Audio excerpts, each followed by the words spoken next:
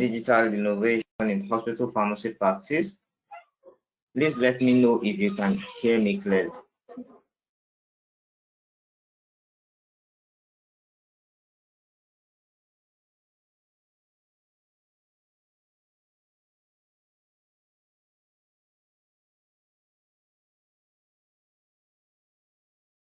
Okay, amazing. So thank you once again for registering for today's webinar on digital innovations and automation in hospital pharmacy practice. Thank you for joining us. Today's webinar is organized by the Pharmacy Practice Initiative Subcommittee in the Pharmacy Education Portfolio. I am Lanre.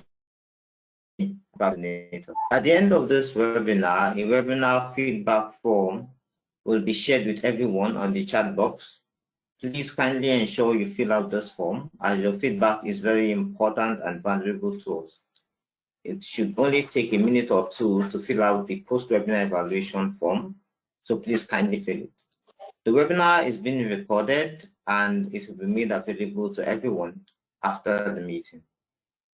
Before we proceed, I would like to introduce the International Pharmaceutical Students Federation, which is abbreviated as the IPSF. The IPSF is the leading international advocacy organization for pharmacy and pharmaceutical science students and recent graduates. The IPSF was founded in London in 1949 by 8 Pharmacy Students Association. The Federation now represents approximately 500,000 pharmacy students and recent graduates in 92 countries worldwide. It's the oldest faculty-based international students organization in the world. There are 5 regional areas of the Federation: the Asian Office, that's APFO, the African Regional Office, AFO, the Eastern Mediterranean Regional Office, EMRO, the European Regional Office, EURO, and finally the Pan-American Regional Office. These regional offices comprise about 117 worldwide student organizations collectively. The vision of the IPSF is to improve public health by advancing pharmacy practice and serving as the global collective voice of pharmacy and pharmaceutical students and recent graduates. The IPSF works to achieve this vision through 3 portfolios: the public health portfolio, the pharmacy education portfolio, and the professional development portfolio. All of this work is done while upholding the IPSF values, which includes respect for human dignity, cultural diversity, and individualism, a team spirit that encourages individual initiatives, and the delivery of quality-driven outcomes.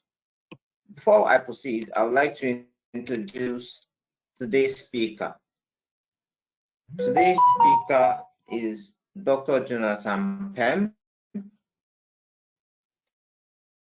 He's a pharmacist at Royal Prince Alfred Hospital and Sydney Hospital, and is currently working as a senior lecturer at the University of Sydney. Jonathan completed his postdoctoral research fellowship at the College of Pharmacy, University of Cincinnati in Ohio, USA. During his fellowship, Dr. Jonathan focused on evaluating technologies to improve medication safety, such as evaluating IV flow, workflow management systems, and prescription drug monitoring. Dr. Jonathan's international experience has also led him to be a member of the Executive Committee of the Hospital Pharmacy Section of the International Pharmaceutical Federation, which is the FIP, which represents over 4 million pharmacists and pharmaceutical science students and pharmaceutical scientists all around the world.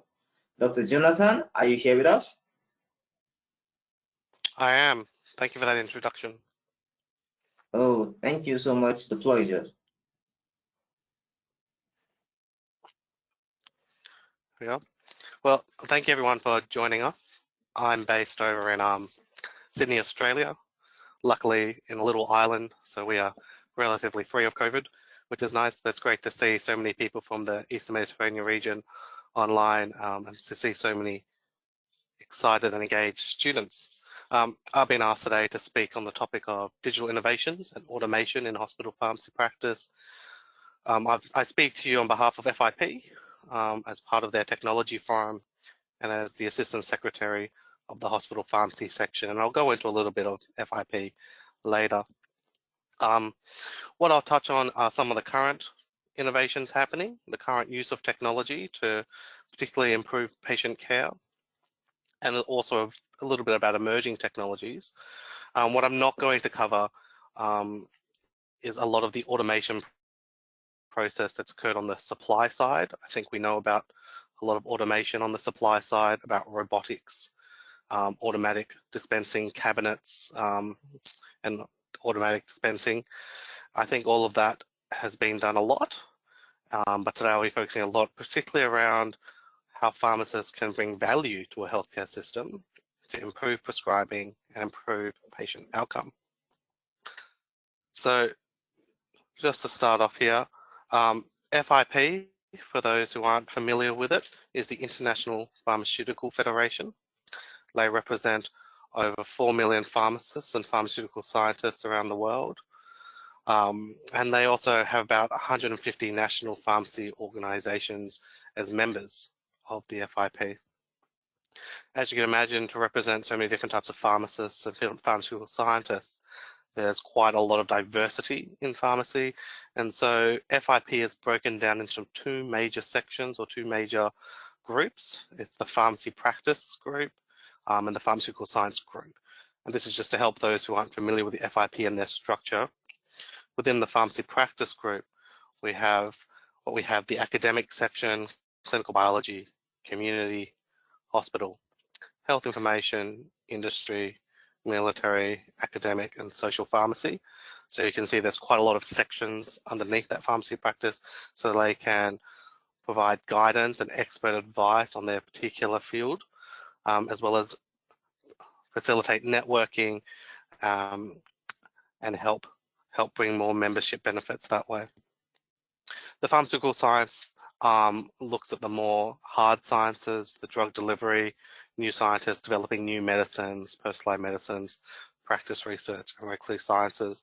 So as myself, being a hospital pharmacist who's worked in that industry for quite a while and now doing research based on hospital pharmacy practices, I sit in the hospital pharmacy section here of the pharmacy practice. And I sit on the executive committee there as the assistant secretary. And before that, I was the vice president for the Western Pacific region. Going across all of this, though, across both pharmacy practice and pharmaceutical science, is where the technology forum sits. And again, I sit within the technology forum there, looking at the different technologies impacting and improving pharmacy practice and patient care.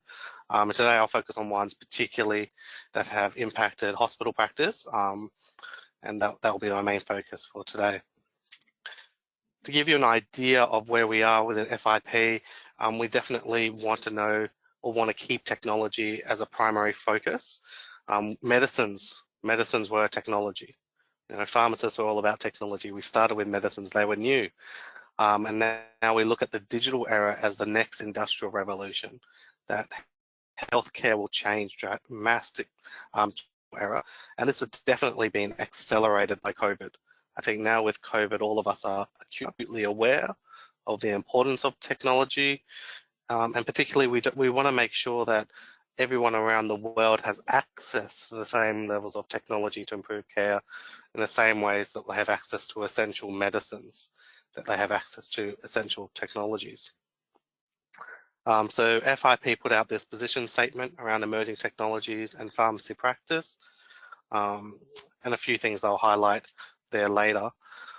But where does the hospital section, or what's happening within the hospital pharmacy field, and where are we going? What I want to do is give you a bit of a framework on how I decided what was important for this, and to give you an idea of where the future of hospital pharmacy is going. Technology is just a tool. It's not an endpoint. It's a tool to help us do our job. So it's important to know where is hospital pharmacy going, so we can see where does technology fit into practice. One of the things that the FIP hospital pharmacy section developed is what we call the Basel statements. And these are statements on the future of hospital pharmacy. and we've got these on our website. They're consensus statements reflecting the vision of hospital pharmacy. We've translated into English, Chinese, Arabic, Chinese, Indonesian, Portuguese, and Spanish. But it's important to see how this was put together. It's been around for quite a while. First, there was a literature reviews done on the evidence-based hospital pharmacy practices. We wanted to see what practices in hospital pharmacy were providing better care for our patients, what is evidence-based, and so all the literature on evidence-based hospital pharmacy practice was put together by FIP. We then conducted a global survey on hospital pharmacy practices, where around 200 countries responded around what their hospital pharmacy practices looked like and what the future vision was. And then in 2008, there was a global conference on the future of hospital pharmacy in Basel, Switzerland, where 98 countries and 348 participants attended. And that was the birth of the Basel statements. That's where we decided these are the statements that represent the future, the direction of hospital pharmacy. And these were again revised in Bangkok, Thailand, in 2000 and published in 2016. So there was a revision process that's happened. As you can see, those years were a bit old in 2008, but we have done one fairly recently to revise them to go for future practice. With the revision, this is the publication that was made with that vision statement, published in the American Journal of Health System Pharmacy. A similar process was followed as the initial Basel statements, included a global survey of countries from around the world, online forums to discuss points of practices that had changed, and the World Cafe workshop hosted at the FIP Congress over in Bangkok, Thailand, to then consolidate and vote on the new revised statements. You can see here that the final 65 revised Basel statements were then voted and accepted. And so we have 65 statements on the FIP website that says this is where we think the future of hospital pharmacy needs to go, and this is how we can bring our members together. Things related to technology and some trends to note that I think are important. Number one is distribution will always be a key role of hospital pharmacy. So having robots and automation for distribution is an obvious point for technology, and one that I think many people are familiar with. So I'm not going to talk about that too much today. With drug shortages happening around the world, with increased personalized medicines and specialized medicines needed in the hospital setting, particularly pediatrics and intravenous medicines, there's been a focus on how can technology improve the quality of compounding in hospital pharmacy, and I'll go through some examples of that later. And one that's been fairly well developed in a lot of the North Americas is hospital pharmacists' role in responsible use of medicines, and that's around clinical pharmacy. So I think people understand that hospital pharmacists are becoming more clinically orientated, that they're no longer in the dispensary dispensing medicines, but usually they're now on the ward providing clinical services and advice to prescribers.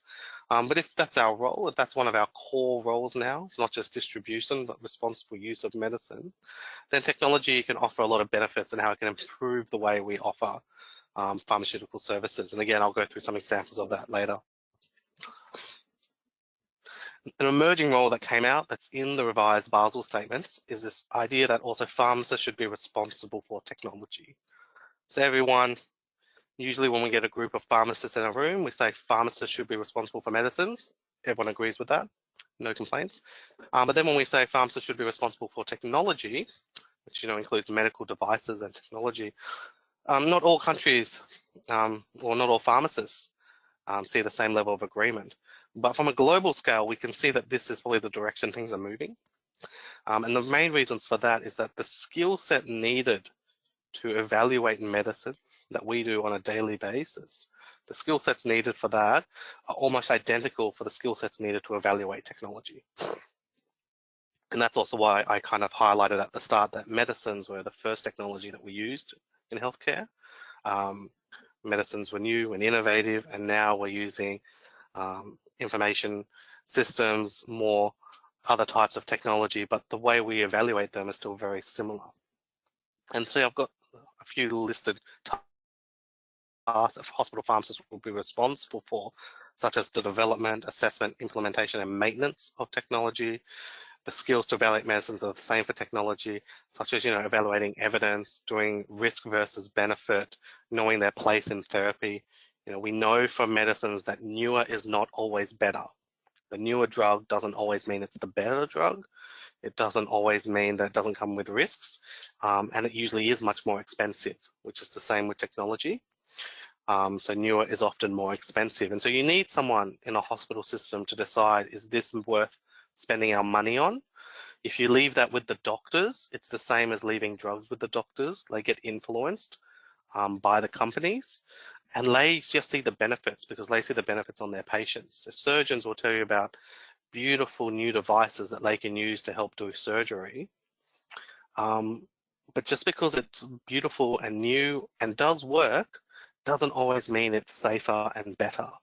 And we know that. We need to have a look at the evidence. We need to compare it with the trials. We need someone to compare it and to evaluate it and look at the literature.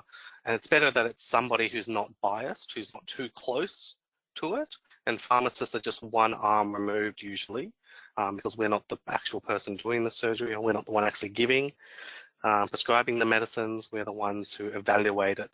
And so we could be evaluating technology in the same vein.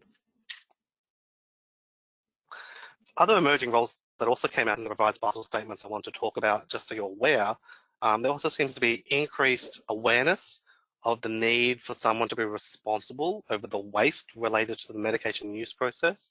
That's not just, having too many medicines and how do we dispose of it. That also includes human waste of people who are given high-risk medicines, such as chemotherapy. If people are given chemotherapy for their cancer, that comes out in the human waste. And what do we do? Do we just let that go into the normal sewage system, or should there be other ways of it being managed, particularly whoever cleans the bathrooms? Do they know that they're being exposed to chemotherapeutic agents? Because we know the long-term risks of that. Management and disposal by pharmacists for the medicines that are overused and perhaps we have oversupply of. But at the end of the day, we want to minimize the environmental impact of medicines. So there has been a lot of technology investment into how do we minimize the environmental impact of medicines, how do we help with that. I won't focus on that today because I think that's even bigger than hospital pharmacy. That's a whole, that relates to all areas of pharmacy, and even larger within agriculture and to national policies. But I just want you to be aware that that was an emerging trend coming out in different countries around the world, and that might be something you, when you graduate and become a pharmacist, will become more and more involved in. So the technology here that's coming out is, going to help us track medicines, particularly those not used, so we can destroy them appropriately. I think that's the main one to focus on.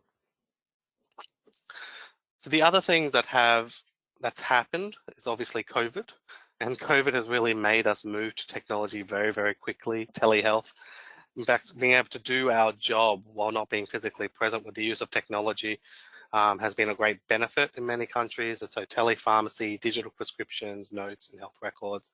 For countries that didn't have that implemented, now that's becoming very high on the agenda.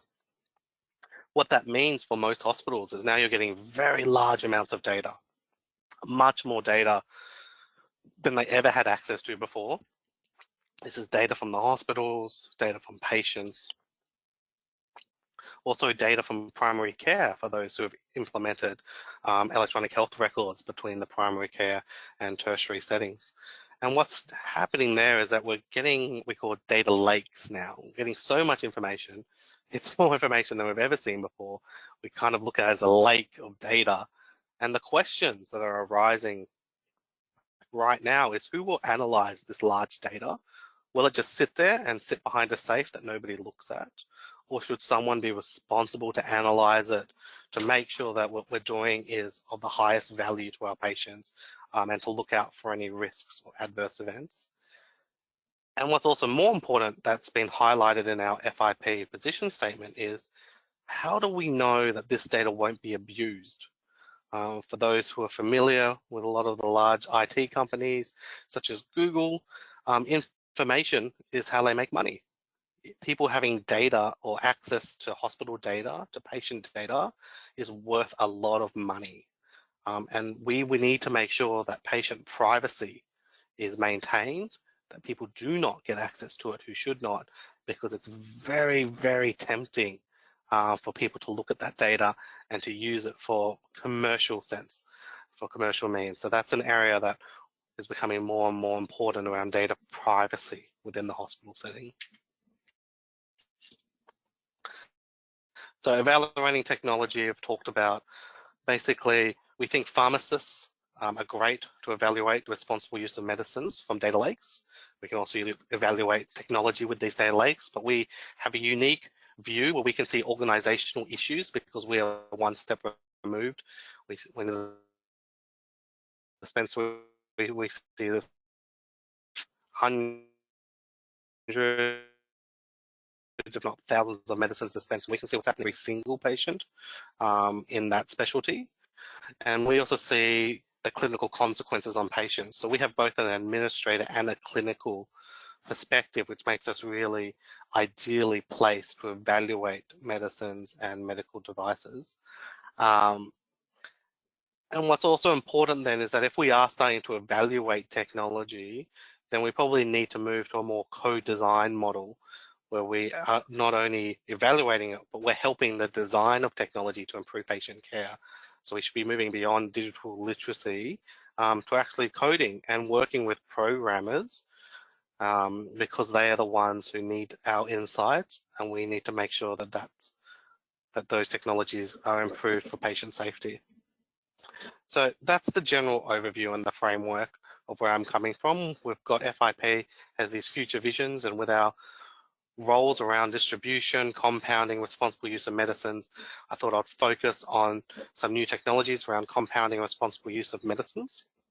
And I'll talk particularly around therapeutic drug monitoring and then artificial intelligence for responsible use of medicines.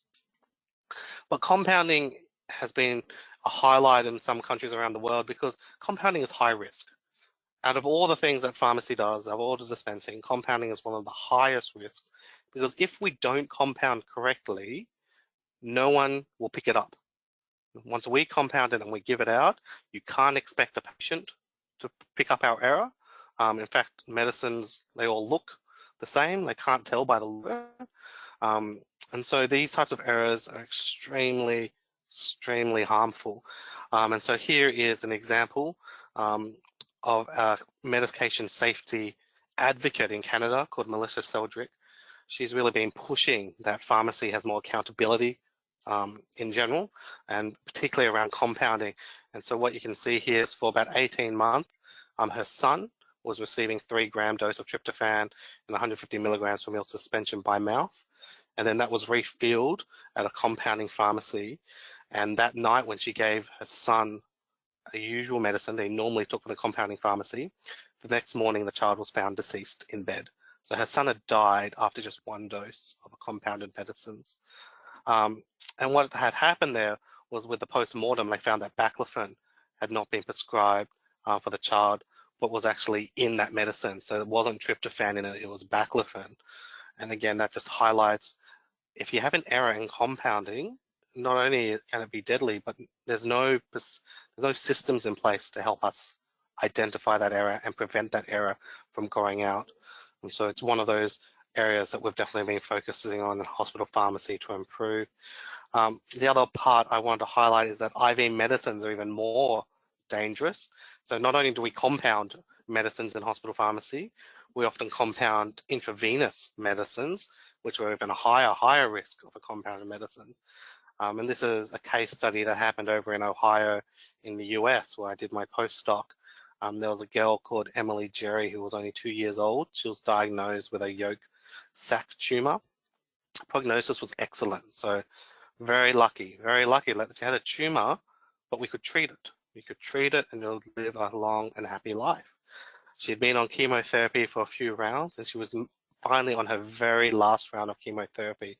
For those who've been working in hospitals, that's a very, proud moment for a lot of patients to finally be finished with chemotherapy. It's not exciting at all. So she was on her last round. She was prescribed etoposide and 0.9% sodium chloride. unfortunately, in this instance, when her IV medicine was compounded, she was given 23.4% sodium chloride instead of 0.9%. Because as people, again, who've worked in the hospital setting probably noticed, those vials look almost identical. They look almost identical. So upon administration, when she was given this medicine with the incorrect sodium chloride percentage, upon administration, Emily grabbed her head, cried out in pain, began vomiting, and slipped into a coma. She died 3 days later. So again, you can see the risks of compounding, and this is a fairly common service provided in a lot of hospital pharmacies around the world. So how can technology help us in this? One of the ways is we can use things like IV workflow management systems, so intravenous workflow management systems. And this is a bit of a picture of one. What it means is that we're using technology to keep a record of everything and to identify errors that people might miss. You know, at the end of the day, to error is human.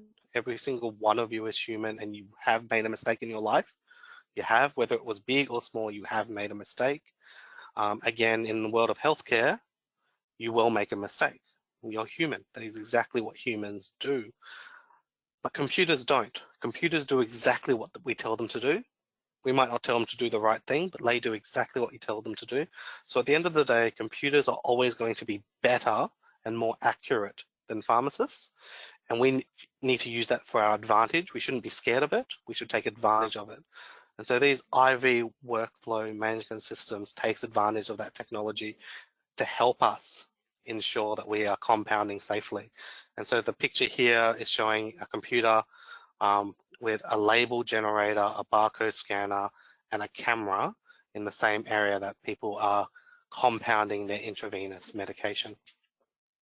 And so this was a publication that we put together looking at the risk factors and how much errors were being detected by these systems. The way it works is that we barcode scan each of the ingredients. So we print out that label for the barcode, stick it on the right ingredient, and we scan it with the barcode scanner to make sure it is the right one. And that's because, as I said earlier, a lot of vials look very, very similar. So we need to add our own labels to make sure that we can scan them and the computer can recognize that they're different. It then inputs the lot and expiration date of each ingredient into the computer. We then take a photo of every single step. So every single step, every time you draw out 2 meals, take a photo of it, make sure it's 2 meals. Draw out 0.8, take a photo that you're getting the right volume and the right ingredient. As you could see before, the error was that the sodium chloride concentration was too high. A system like this would have picked that up before it even got to the patient. And a lot of them also have what we call gravimetric confirmation, which means it weighs it as well. So it weighs it, and the scale is linked up to the computer, and it weighs it and says, yes, that is the correct amount that should go into this formula. We'll let you continue compounding it. But if it wasn't the correct amount, you wouldn't be able to continue compounding it. So you can see it's using technology just to make the unknown known. You know, things go into pharmacies and things come out, but people don't know what happened. Now we're making sure the documentation is very clear what happened.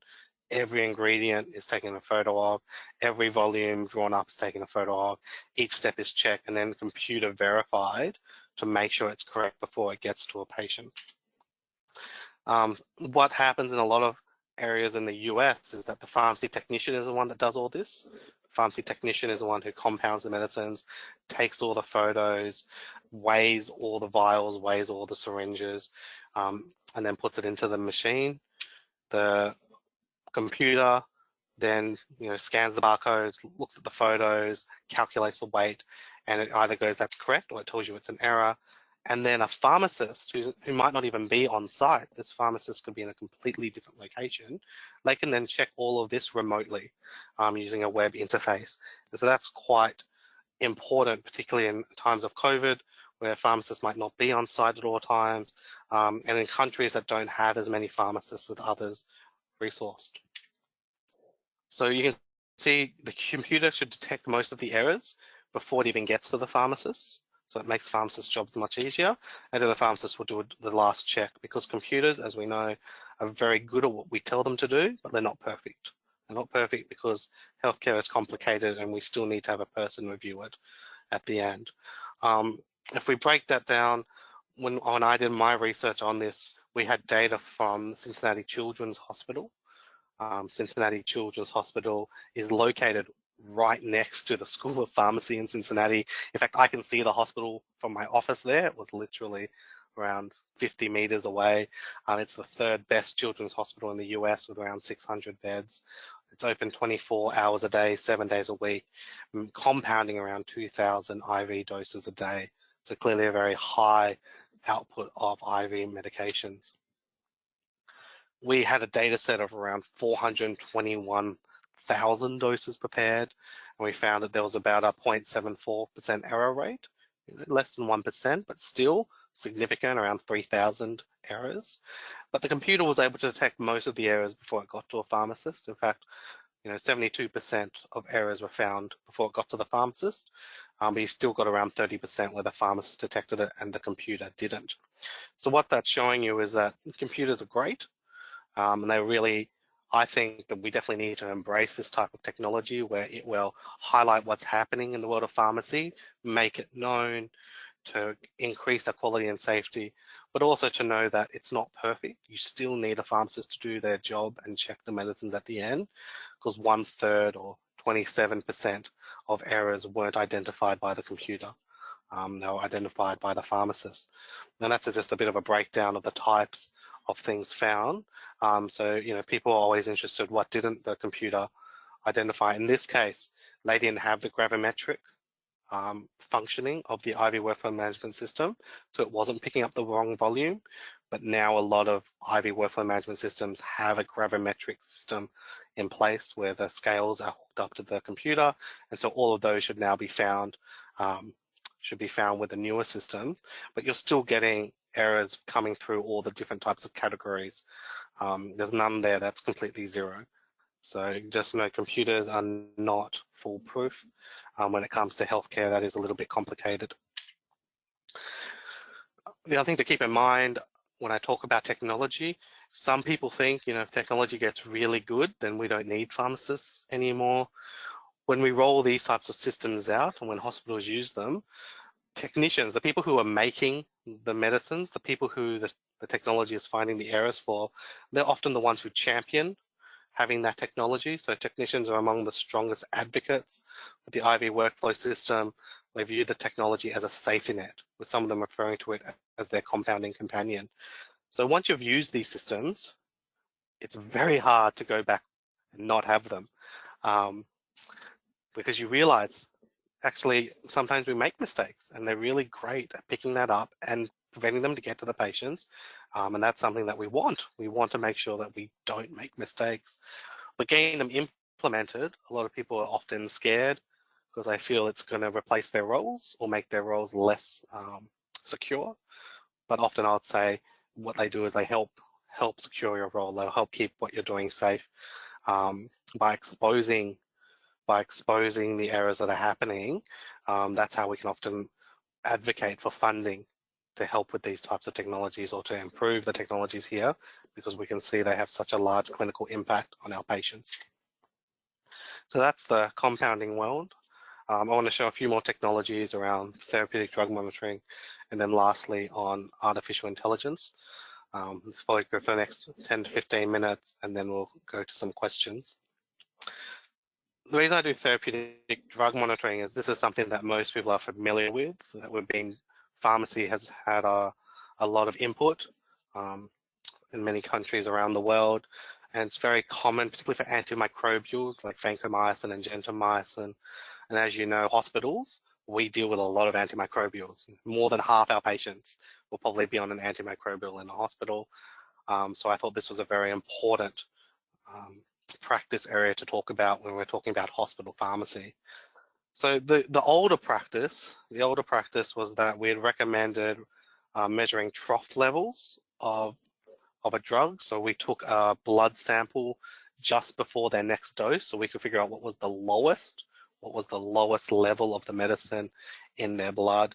And the reason we did that was hoping that it was high enough to show it was effective, but low enough to show it wasn't causing side effects. Our current practice now is moving away from troughs. Most of the evidence shows that trough measures are not very accurate. They're only not very accurate, but a lot of practice research shows that it's very difficult to actually take that blood sample at the right time. Hospitals are very busy. We're lucky if we can give a medicine within 2 hours of when we should give it. It kind of becomes the same with blood tests. So it's very hard to make sure you get the blood test before their next dose. And a lot of the literature is now saying that actually, if you calculate the drug's area under the curve, the AUC, so I have a little picture there, then that's even more accurate and better. That predicts the efficacy and the safety of the medicine even better than the troughs. The problem with the area under the curve is, as you can see, this is impossible to generate this curve just based on one sample. You couldn't do it. You took a sample here, you'd have no idea when it dips. You take it later, you don't know when the peak was. So to do a proper area under the curve calculation for your patients, you need to have multiple plasma concentrations, usually as a minimum 2 points. One would be 30 minutes after the dosing to kind of get a feel of where the peak is. And the next will be 6 to 14 hours to see how quickly it's degrading down. Trough concentrations were better because it's only one measurement, but as we've seen, it's very difficult for us to actually do that properly. And it doesn't predict the outcomes as well as area under the curve. So that's the direction therapeutic drug monitoring has been moving in the literature. So what's happened there is, we've said that you got to take 2 samples, but 2 samples is also very difficult to do in a hospital. Is there a way that we can calculate the AUC, the area under the curve, with just 1 sample? We had a look about how hospitals were doing in Australia. We did a survey just published last year looking at therapeutic drug monitoring used in Australian hospitals, and we found that around half the hospitals in Australia have a dose prediction software. And this dose prediction software means that you can just take 1 sample, and from that 1 sample, you can predict the AUC so that we can then improve the prescribing of the patient. So this only needs 1 level, which is fantastic. It uses what we call Bayesian estimation procedures. So what it does is that it knows all the values of your patient. It also knows what's the normal population curve, and then it can map your patient to the population based on their age, weight, renal function, and from that it can predict what their area under the curve will look like. You know, this kind of shows that usually what it does is, we've done the trough concentrations in the past. You can do your 2 points. It kind of gets around that by just using 1 point, figuring out your drug concentration, knowing the population pharmacokinetics, and then predicting what that patient's area under the curve is. And that's found to be quite accurate and improving patient care. So, you know, in some ways that's quite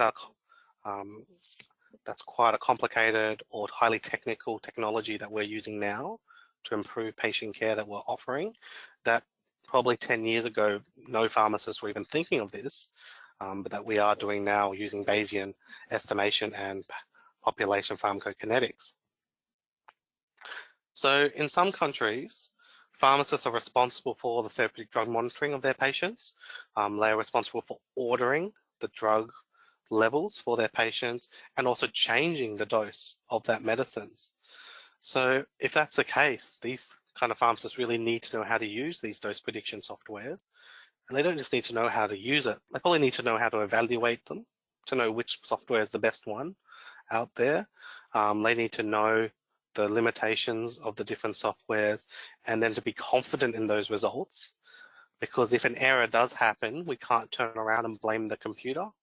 We can't say, well, the computer gave me that number, and so I did that. No, we need to take ownership of what the computer says.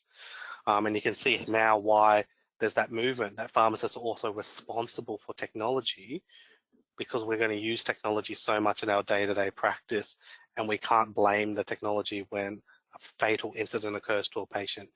We need to say we evaluated them. We need to say we've looked and done an environmental scan to see that this was the best software, and with the limitations, we're aware of those implications on patients, and hence we're using this particular software. So we need to be just as confident with the software we use as the medicines that we prescribe and dispense. So that's one area of how technology is impacting therapeutic drug monitoring. We're now predicting, we can predict the next dose that we should give a patient based off one sample, calculating the area under the curve using computers to calculate it for us. We don't have to worry. But the other aspect that I talked about earlier is that we're generating so much data, right? These data lakes, so much data, and someone needs to look at it. But a lot of the times there's so much that most people don't have the time to look at it all. And how can computers, how can artificial intelligence assist with this? So I'm going to focus on that next. So there was this fantastic systematic literature review. For those who aren't familiar with that, what a systematic literature review does is that it finds every single article published on a topic ever. It follows a very strict search strategy in multiple databases, and then it looks at every single result and finds all the papers relevant to the topic. And in this case, this review article was around using artificial intelligence for patient safety. So very topical, and again, just published last year, so something that has been very hot off the press. Oops. What they found is that there were two main types of literature or studies that were identified for artificial intelligence to improve patient safety in the hospitals. One was that they were using natural language processing to help code the free text in patient notes. So as most people are aware, patient notes are just typed by freehand, but computers can't analyze that. Those people can analyze it, but a computer needs their ones and zeros. It needs to have their categories. And so we use natural language processing to convert all of these notes, patient notes, into computer language. And then the other category that came out in literature was we called machine learning. And then once natural language processing made the unstructured data into structured data, machine learning could now learn from it to help identify patient safety issues. And then at the end, clinicians can review those reports to see if they need to change the patient's prescriptions. To give you an idea of how AI and artificial intelligence has been progressing in hospital pharmacy, this is a bit of a messy graph, but what I want to highlight is this starts from 2010, going up 1 year at a time, and it's showing how many studies have been published on artificial intelligence since 2010. So 10 years ago, very rare, just one study looking at drug safety, and then 2012, another one on drug safety, 2013, one on clinical reports, 2 on drug safety. But by 2019, we're getting 2 on clinical alarms, 4 on clinical reports, 5 on drug safety. So in the last, probably the last 4 years, we've been getting a lot more research now happening on artificial intelligence to improve patient care. And I'll give you an example of that and how that's being used. So this was published again in 2019 in the Journal of American Medical Informatics Association. They used machine learning algorithms in real time. So these algorithms were running just like a drug-drug interaction alert would when you're dispensing. It was using computational models to identify outliers based on the prescribed medicine, clinical environment, and the temporal circumstances. So that's the time.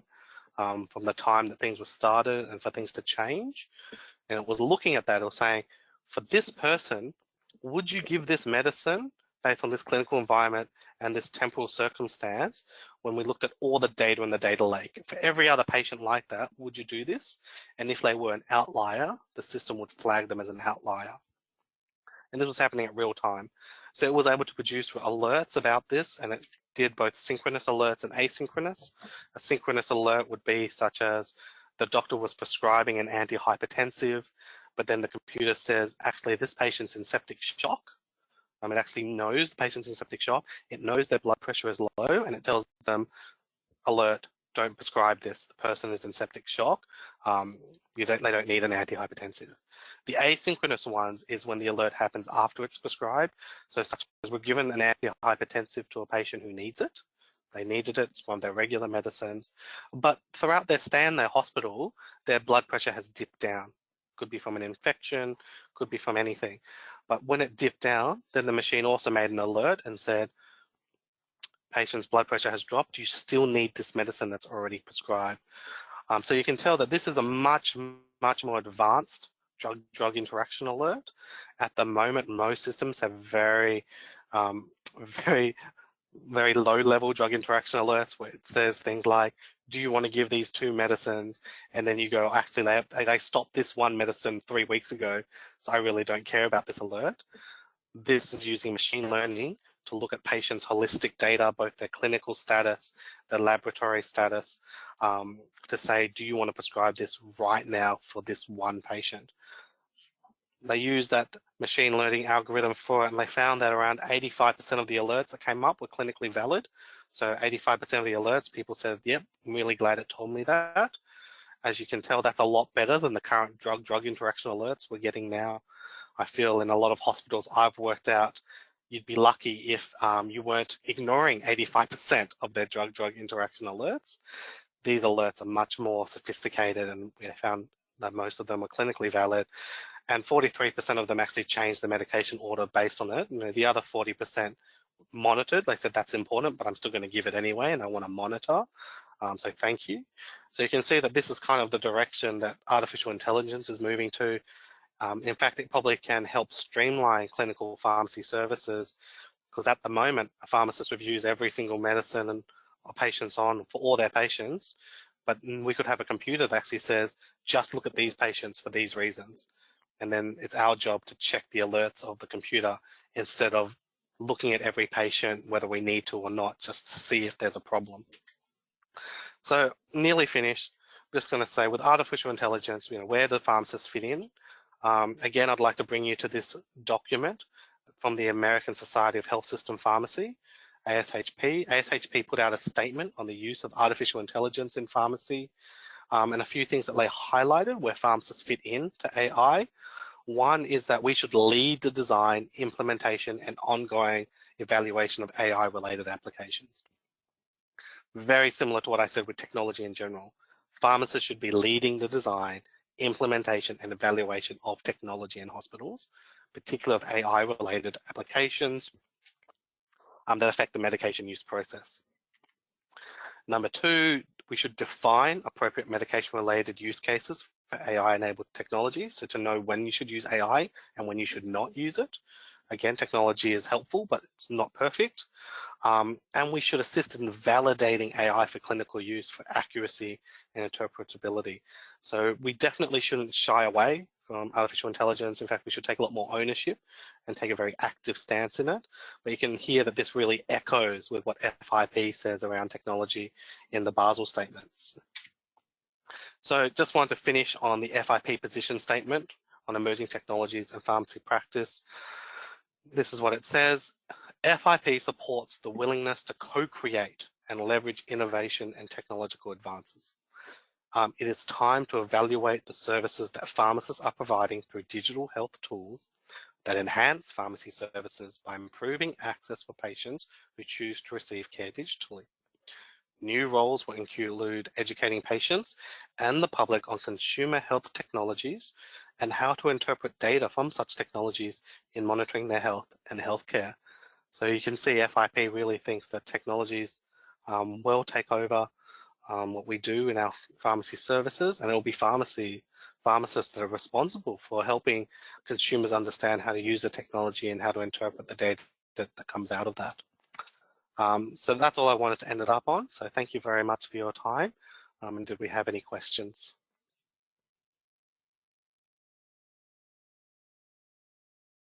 Thank you so much, Dr. Jonathan Pem. Please, all questions can be typed in the chat box. This session has been very informative and educative. So if you have questions, kindly type them in the chat box so we can attend to them.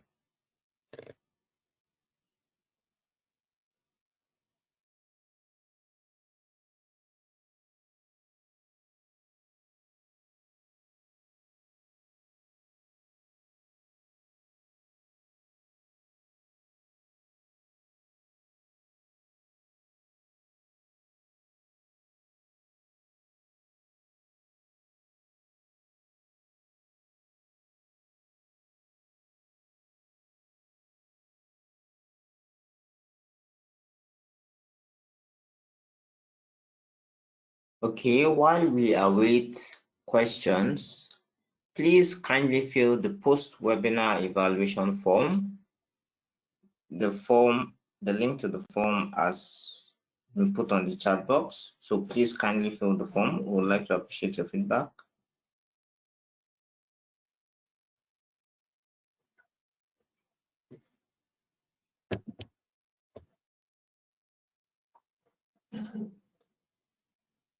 Okay, I have a question.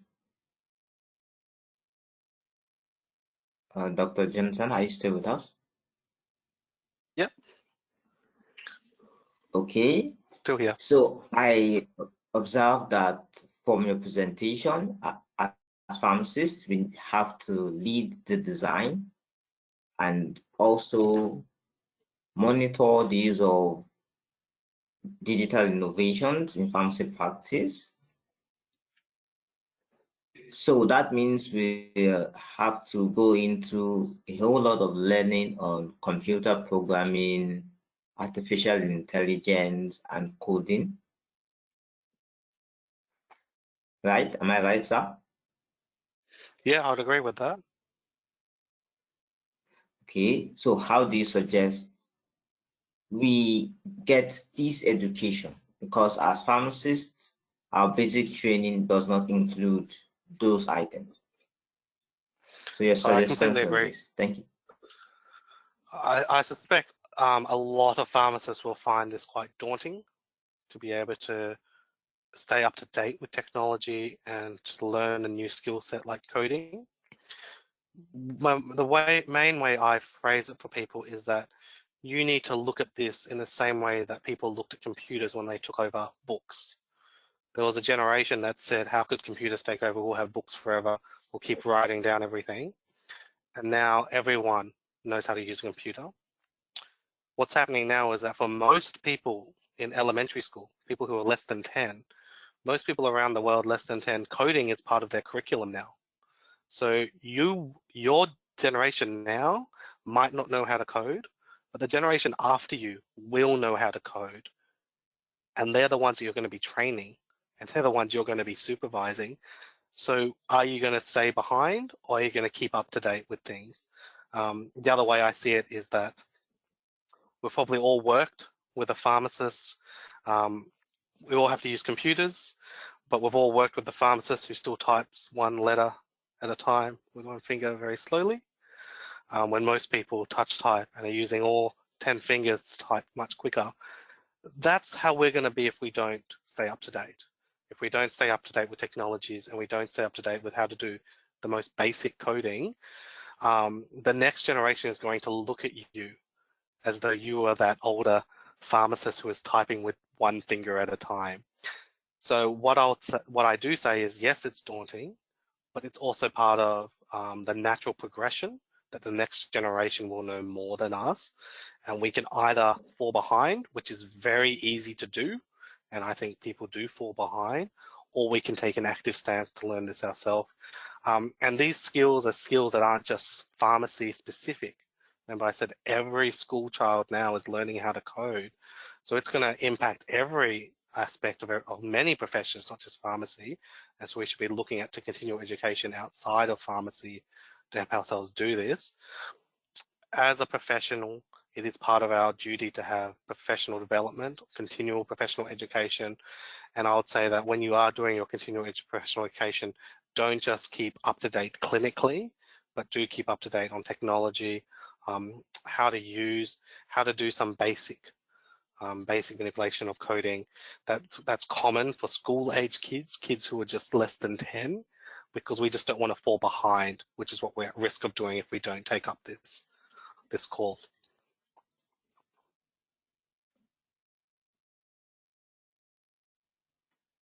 Okay, thank you for that response. There's a question in the chat box. What kind of extracurricular education do you advise for students interested in this field? The main thing to think about is, does your country have a pharmacy informatics field already? So within the US, They have their board of pharmaceutical specialties who credential pharmacy specialists, and one of their specialties in the US is what we call pharmacy informatics. So that's people who are pharmacists who deal with very large amounts of data, and they evaluate that data for responsible use of medicines to improve the system. If you do have such a thing, I would be looking at courses around pharmacy informatics. And if you don't have it, just medical informatics. Medical informatics is what the medical group does in our state, and that's highly developed, has been for years, just to learn what are the current processes that they're using, how are they evaluating the data currently. I find most pharmacists I talk to are very good clinically, but they've never had any proper training around technology. Many of them haven't even had proper training to use Excel. They've just learnt it themselves, learnt it at school, learnt it at university, but without proper structured training, there's a lot of functions that they're not even aware of that they could be using to improve their regular day-to-day practice. So I would say, firstly, see if there's a pharmacy informatics specialty group within your profession. If not, reach out to the medical informatics groups and the medical associations and go to their continual education, because informatics has been growing for many years, and then that will help you at least know what's the current situation, and then you can start to get ahead of the curve and learn new skills after you've done that.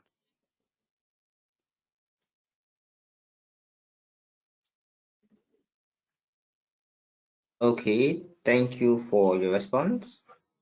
There is another question in the chat box. Possible resources for learning artificial intelligence for hospital pharmacy.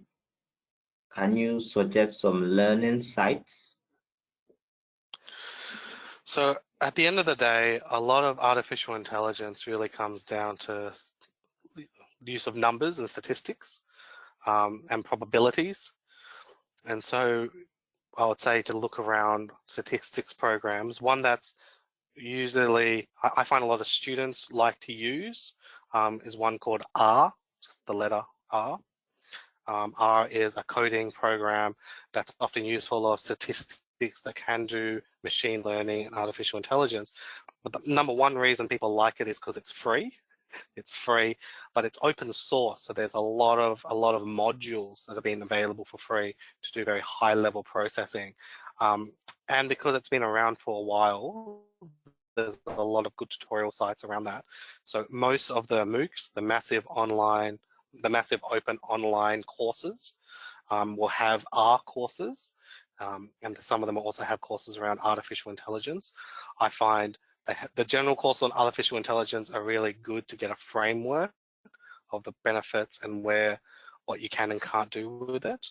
Well, if you actually want to get into doing machine learning, I think R is a program that will take over in the next 10 years.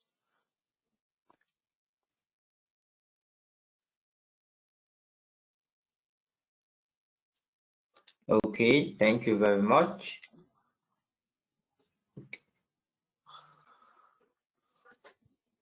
There's another question. What steps should third world countries take to enter into this new era of medicines? So my advice is that know what data you have currently and know what data you don't have, and how are you using that data right now. What I think will happen is that things are getting ahead of pharmacists because they're not taking advantage of the data they already have. Pharmacy has access to lots and lots of data. Most third world countries will still have a dispensing program and will still know the amount of medicines that are coming in and coming out, and will know, will be using their essential medicines list to order their medicines and link that to treatment guidelines. We should be looking at the data we have currently and how we can use that to improve patient care. Because if you're not doing it now, you're not going to do it even if you have newer technology later. So the thing is to start with the data you do have, start with the very simple things. What can I do to improve patient care in the whole organization, not just in the people I see in front of me, but in the whole organization, to bring value to the whole organization.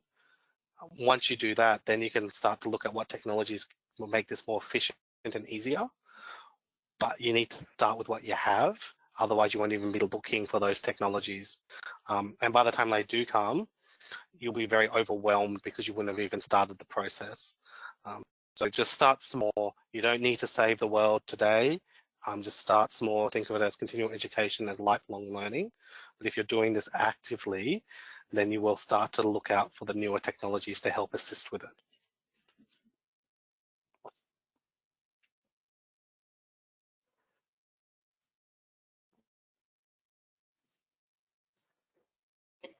Thank you very much for your response. In the absence of any other question, we'll be ending the webinar.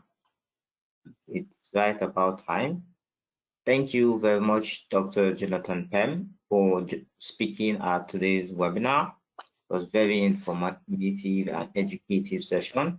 Thank you so much.